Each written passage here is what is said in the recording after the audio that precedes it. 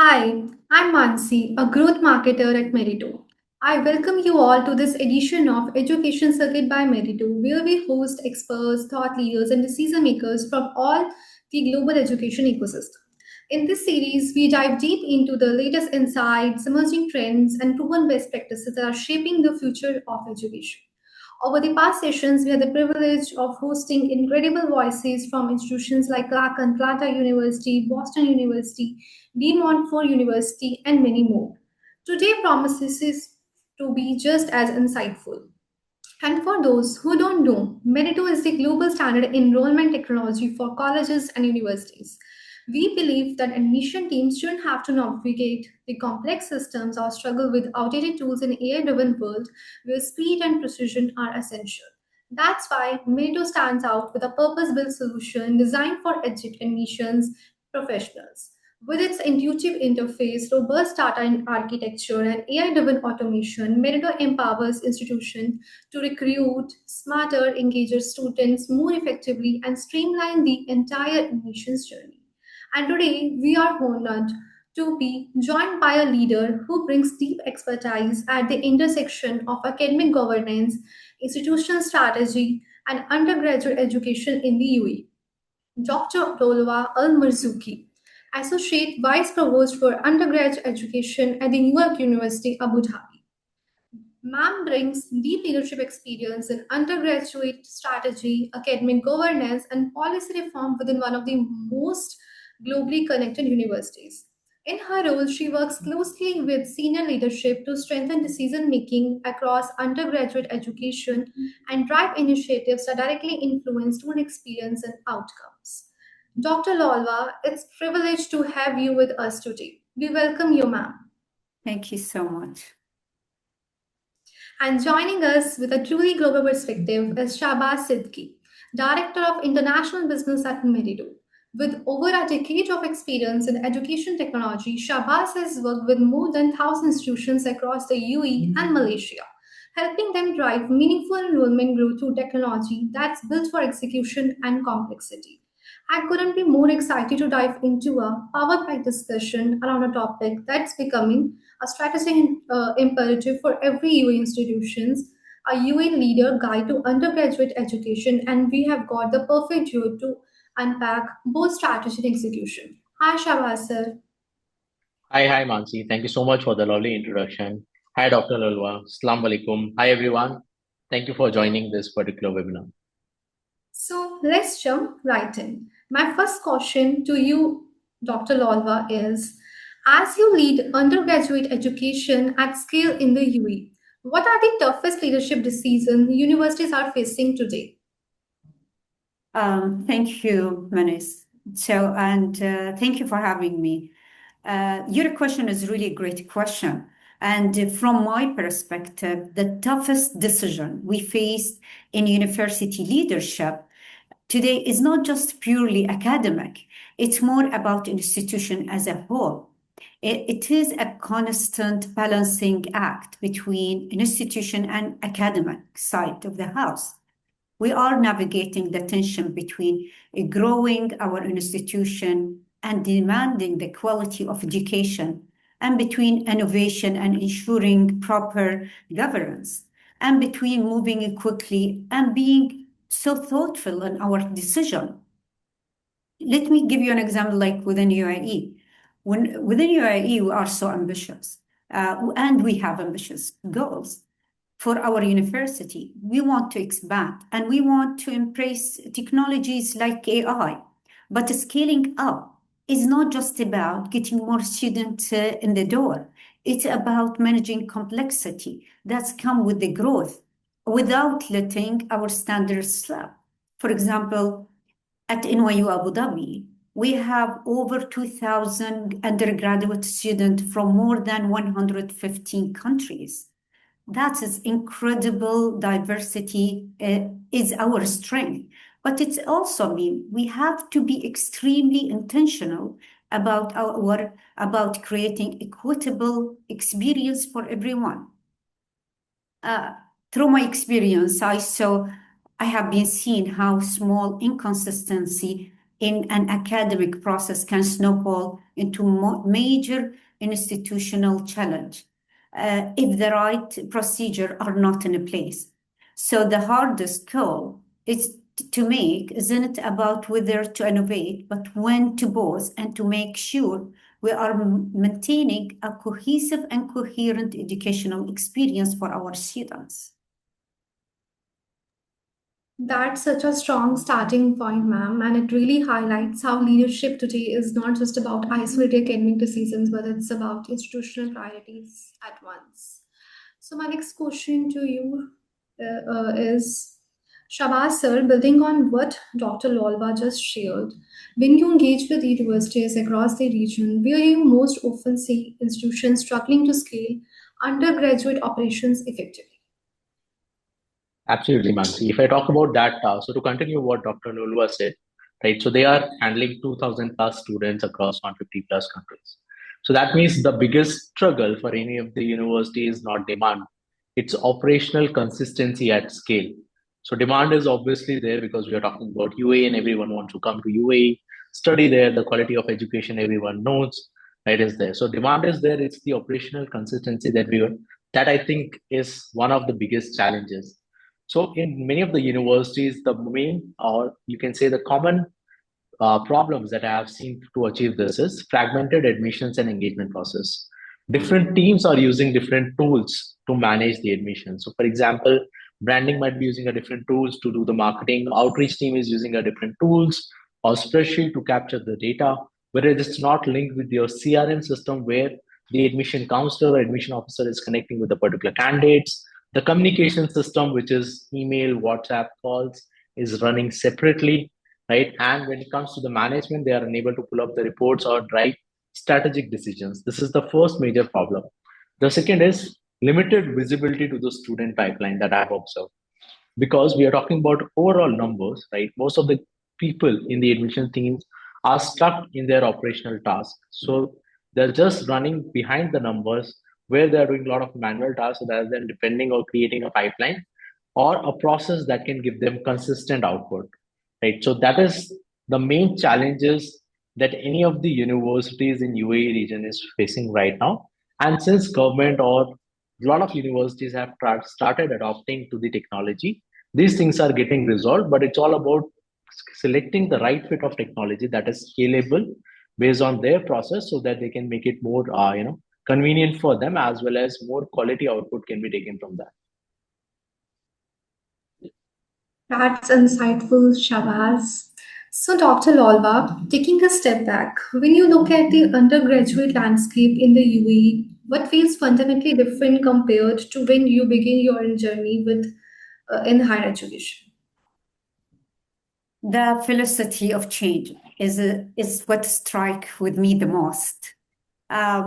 When I first started my career in higher education, change happened in a predictable cycle. Curriculum evolved over time, and expectation in institutions were more stable. While if we look at today's current days, everything feels like it's happening in real time. And students come with global perspective from day one, and they are thinking about their career much earlier. They expect also personalized learning experience, and they want a transparency from the university. At the same time, government want to see outcomes. And of course, AI completely changed the game in how student learning and engaging with information.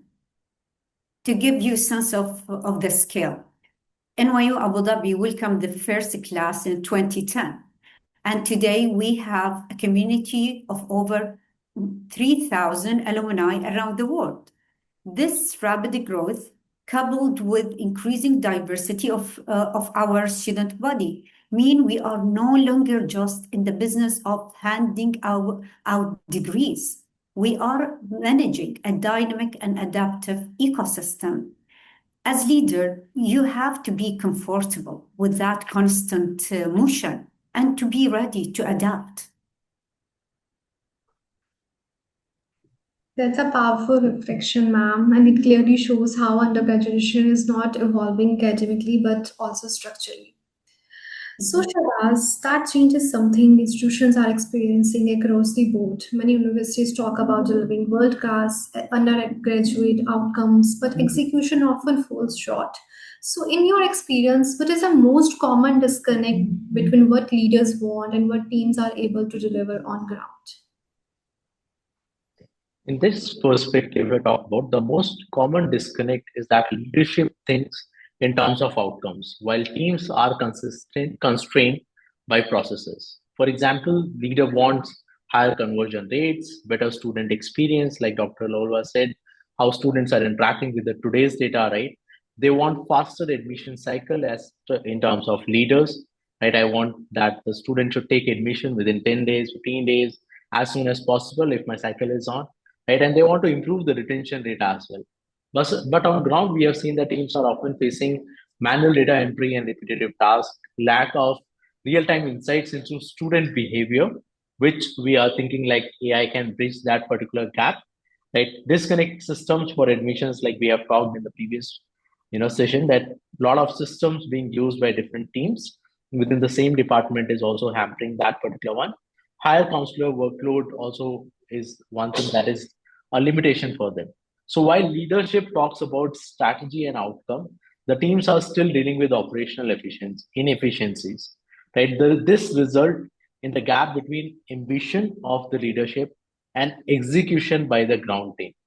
Institutions that can close this gap usually invest in process standardization, unified systems, and like ma'am said, it's all about adaptability.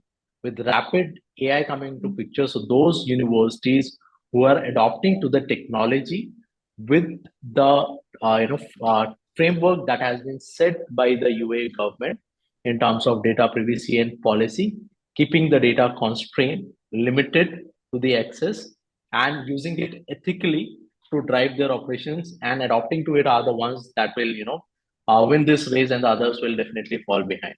So Masi, this is my thought on the difference that is there between the leadership team and the execution team. So, Dr. Lolba, now coming to the one of the central aspects of scaling undergraduate education. From your experience at New York University Abu Dhabi, how does strong academic governance help bring clarity and consistency across undergraduate programs, especially as institutions expand in scale and complexity? So I think governance is often a misunderstood, and people either look at it as tape or bureaucracy. Well, I have a different view on that. I see governance as a foundation of a trust. When an institution, for example, is small, you can depend on personal relationships, and you can depend also on informal practices. But when you grow up, that's no longer sustainable. You need clear, transparent, and structured process. In my role at NYU AD, I have seen how having well-defined procedures for things like academic grading appeal, academic integrity is crucial. It removes confusion and ensures that students are treated fairly, and the results speak for themselves.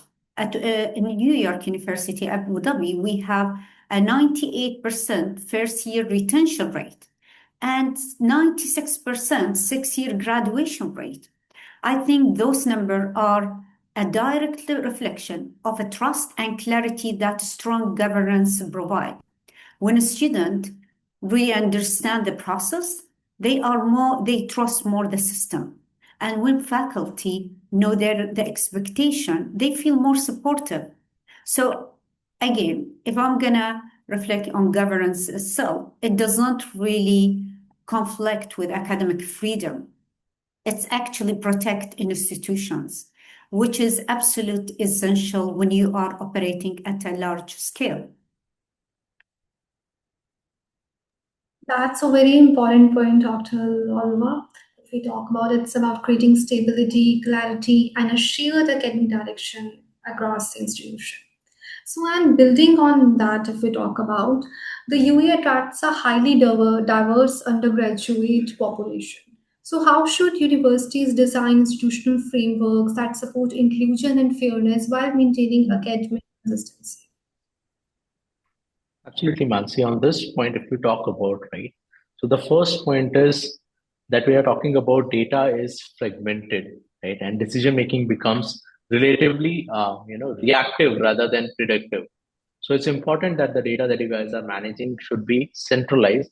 That's the first point. And when data is, let's say, being managed in fragmentation, right, or let's say, like ma'am said, if the governance framework is not there, that you're following a standard process, you're often struggling with those things, right? And here's how this affect the institutions. First, admission teams don't know which student they are likely to convert. So effort is spread it thin. They are doing just spray and pray approach. They are just connecting with every lead which is coming up. They don't have any predictive model. They don't have any data driven analysis like from which country, what type of students I can select, and what is the higher conversion ratio, right? Marketing teams can't measure the true campaign impact because the admissions team are unable to give them the impact like what is working, what is not working. For example, if I'm running ads in different areas like Facebook, Google, Instagram, if I'm doing WhatsApp branding, so what is working for me, from where I'm getting qualified leads, qualitative leads, and that too managing the quality and the standard that the institutions want. Because we have many of the Ivy League colleges in UAE as well as a lot of good QS ranked colleges, like we are talking about New York, here ma'am is there, she's representing New York University, Abu Dhabi, right? So we're talking about qualitative students here rather than volume of students here. So it's important to manage that particular one. Again, like ma'am also said, like academic teams are also lagging early warning signals for students who may struggle or who may drop out, right?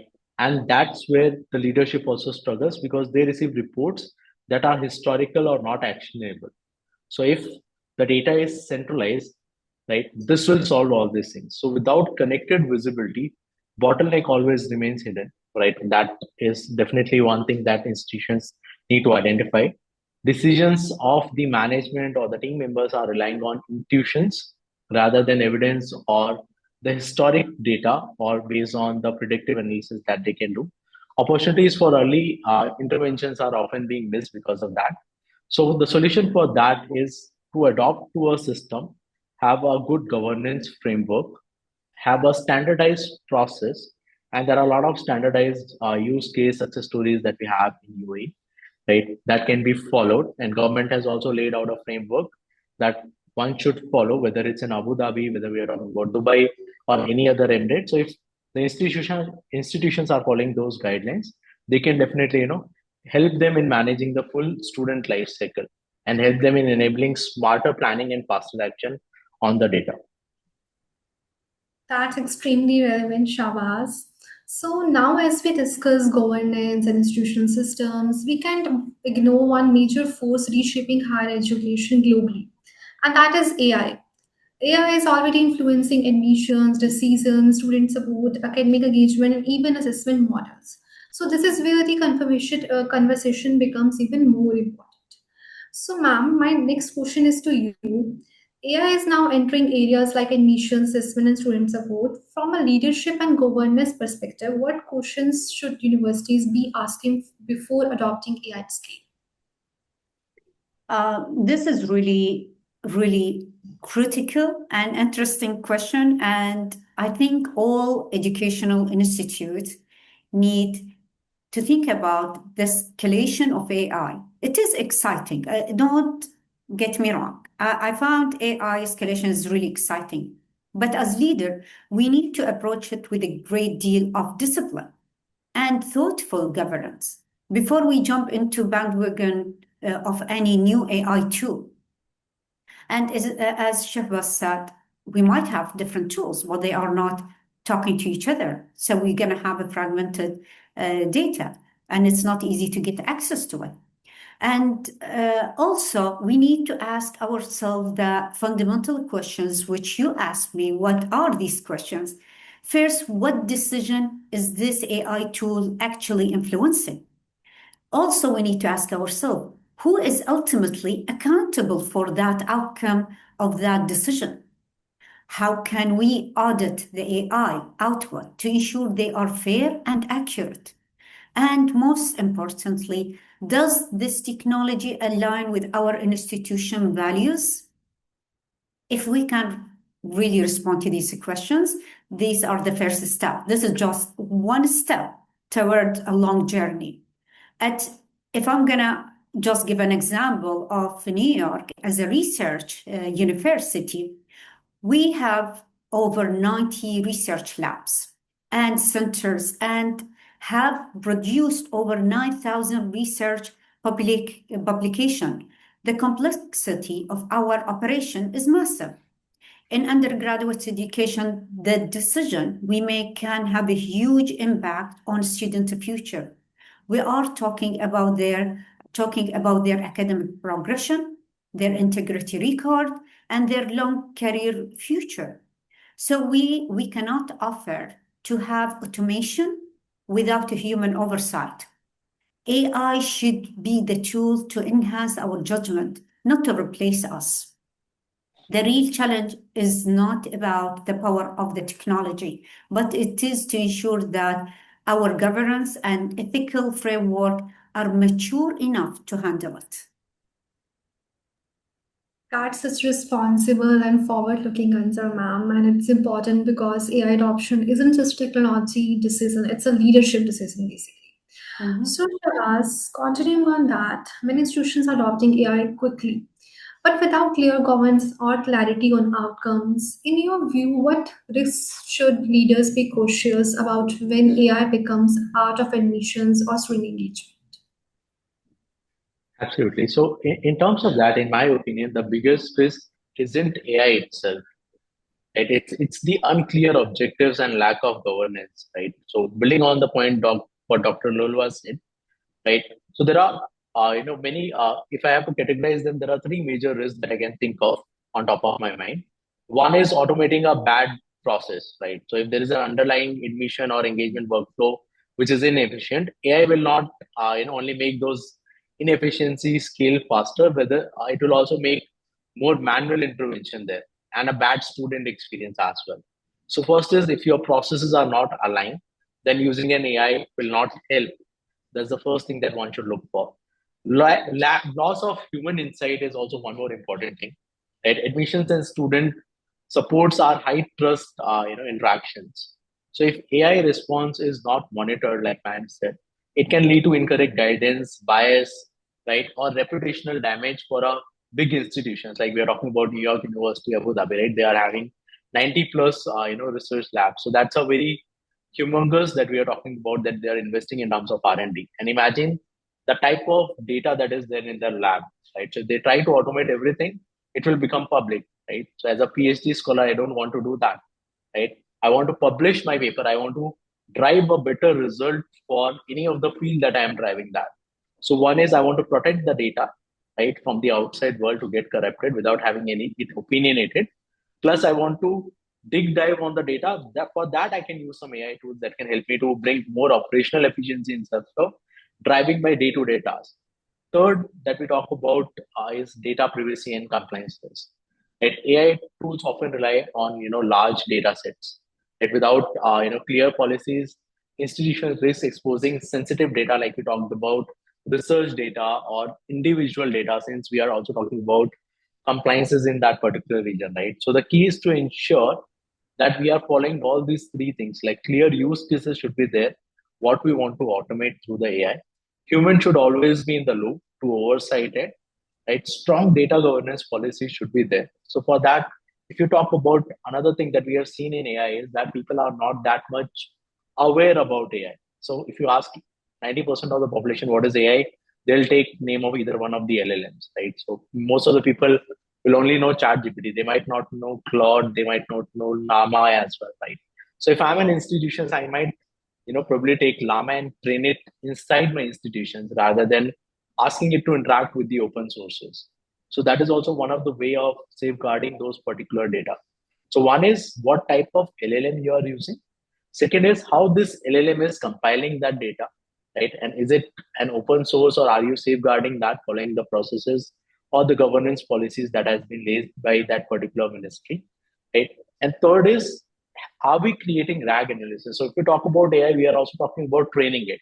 So if we talk about a general experience, every one of us have experienced that what AI we were using, let's say even in chat GPT 9 months ago, has changed drastically. So if I come today and ask anything from chat GPT, now they know what is the behavior analysis of Shabazz, what type of outcome or output Shabazz is expecting from the GPT, right? So for the LLM, it's all about training on what particular data set you are training them.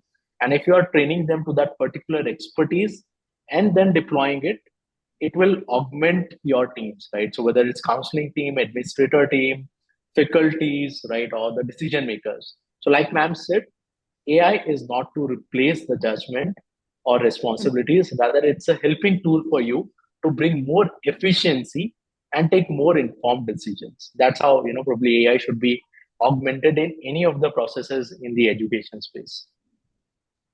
So, Shabazz, you talked about compliance and our responsibility, especially in a region like UAE. So, as institutions digitize admissions and student engagement, how should leaders think about PTPL compliance when managing student data across systems and platforms? Absolutely. So as a university, institute, school, right, digitizing data protection becomes a leadership responsibility, right? It's not just an IT function. So under PDPL, if we talk about, because UAE, when we talk about UAE is very much compliant in terms of data, right? So they're following the GDPR framework, plus they are following the PDPL, compliances that has been laid by the UAE government, right? So PDPL compliances are there. It is a framework for institutions, and they can ensure the following, pointers. One is purpose-driven data collection, that we are collecting the data that is useful for that function and not collecting excessive data of that particular candidate. Consent and transparency is the core of PDPL compliance, that whatever data that you're collecting from any of the student, family, parent, you are taking the consent. You are telling them that this data is being collected, this is where it is being stored, and this is how it is going to be processed, for what reason. So if you're not following that, probably your institution will not be allowed to establish a branch in UAE, right? Then centralized data controls is also very much important in terms of PDPL, where they enforce controls in terms of how you are storing the data. So typically, it is recommended that the data center should be in UAE region itself or GCC regions if that particular country is following that compliance. Even your sub processes, like how you are interacting or any of the data compilation, should be handled in a secured format. So when I say secured format in layman language, we are talking about whatever data that you're collecting should be encrypted, should be stored in multiple layers, so that any type of attack should be avoided from that particular one. You should have access control, like who within your institutions or outside your institutions can access what type of data. Right? As per UA norms or PDPL norms, the audit trails are asked at any point of time. So any institution should maintain the audit logs and the last previous year's data as well, to ensure the transparency and whatever they have interacted with the particular candidate. So that's how PDPL is helping, and it's a trust building mechanism with students and parents, which also give them assurance that my data will be secured, right? It's being used only by that particular university in an ethical fashion, right? And to help me in my career itself. So that's are the core foundations of PDPL compliances in UAE. That's extremely valuable, Shawaz, and I think this is the critical takeaway for every institution listening today, because scaling digital systems without compliance can create serious long-term risks. So, ma'am, looking ahead, my next question is to you. What capabilities do universities need to build now, not just academically but institutionally, to ensure undergraduate education remains relevant and future ready? So to be future ready, I believe universities need to focus on building three institutional capabilities. First, we need to cultivate data literacy at the leadership level. I'm not saying that every leader needs to be a data scientist. Myself, I'm not a data scientist. However, We need to be able to understand and question data that is presented to us and to challenge our own assumptions. Second, we need to invest on what I call governance maturity. As our institutions become more complex, having a clear and coherent policy is a huge strategic advantage. And the third thing, we need to break down the silos between different departments. Undergraduate education is collaborative efforts that involve admissions and advising, faculty, IT, student life. When these departments work in isolation, the institution becomes fragile. But when they are integrated, we build resilience. The proof is in our graduates. We are extremely proud that 93% of our graduates are employed or in graduate schools within 6 months of graduation. And our alumni have earned prestigious awards like 25 Rhodes Scholarship. At the end of the day, the most future-ready university won't necessarily be the ones with so flashes technology, but the ones that are most structurally coherent and adaptable. That's a very strong takeaway, ma'am, because it shows that future readiness is not a one-time initiative, it's long-term institutional commitment. And Shabazz, from your perspective, how can the right systems help leadership teams move to proactive planning, especially when managing undergraduate education at scale?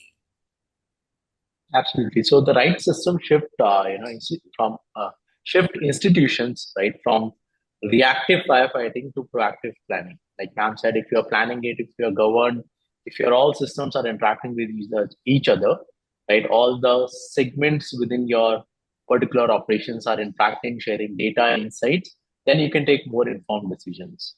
When leadership has a unified view of, let's say, a particular life cycle for the particular students, right, they can help you to forecast enrollment more accurately.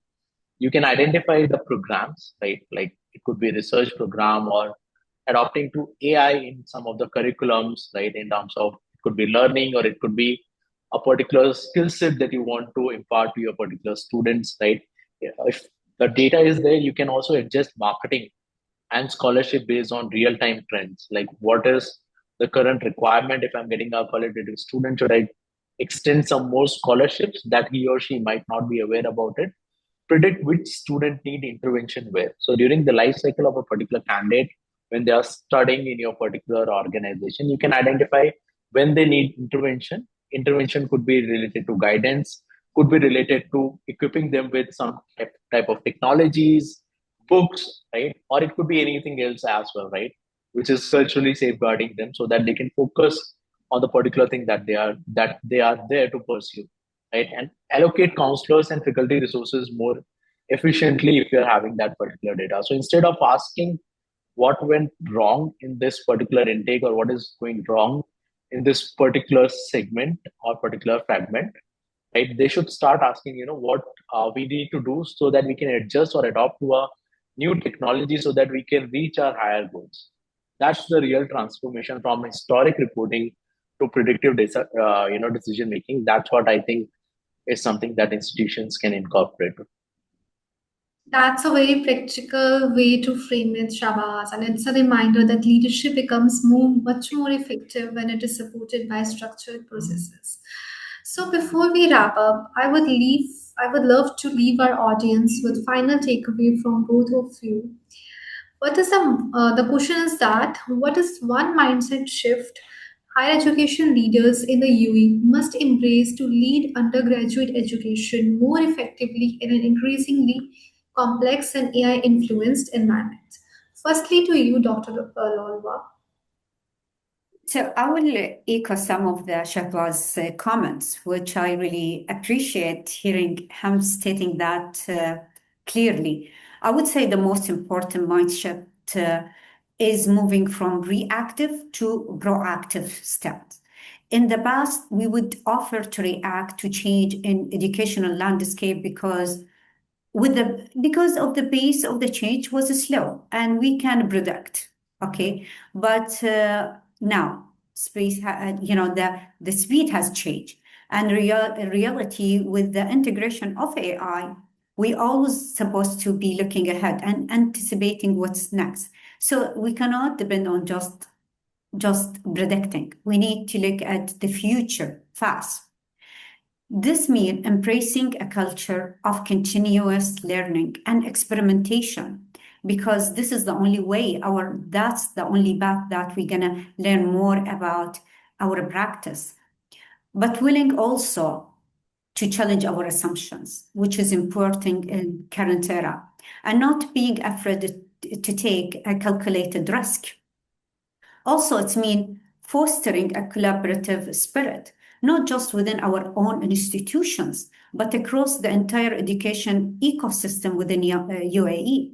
We are all, together on this. AI has been impacted a lot of educational institute. And working together, we can ensure that our undergraduate education system remain a global leader for years to come. And let me give you an example of that. At NYU Abu Dhabi, NYU has been ranked #1 in the UAE for publication in the world top science journals. And this evidence to the power of the collaborative and forward-thinking approach. So thank you so much, ma'am. That perspective truly brings leadership lens into the focus. And so, Shabazz, turning to you, from your work with institutions navigating growth and operational complexity across the region, what are your thoughts on this? Yeah, absolutely. I guess Dr. Lolowa has covered most of the points. Just building on to what she has said and emphasizing on few of the pointers that we have already discussed. I think the most important mindset shift is moving from managing processes to managing student outcomes through data-driven decision making, which should be powered by AI in today's era in single liner. But traditionally, undergraduate operations have been organized, let's say, around departments, approvals, and fixed processes. But in an AI influenced environment, complexities are increasing, right? Student expectations are higher. Competition is now global, right? And decision cycles are shorter for the new Gen Z students. So leaders can no longer rely on the historical reports of the institutions. They must start asking themselves, like, which students are likely to convert, right, or drop off, which programs are gaining or losing demand, so that, like, they can establish new labs, they can incorporate those particular topics in the curriculum or adopt to those particular teaching techniques as well. Right? What are the bottlenecks in the student journey? What interventions will improve, let's say, in the next intake or the next year?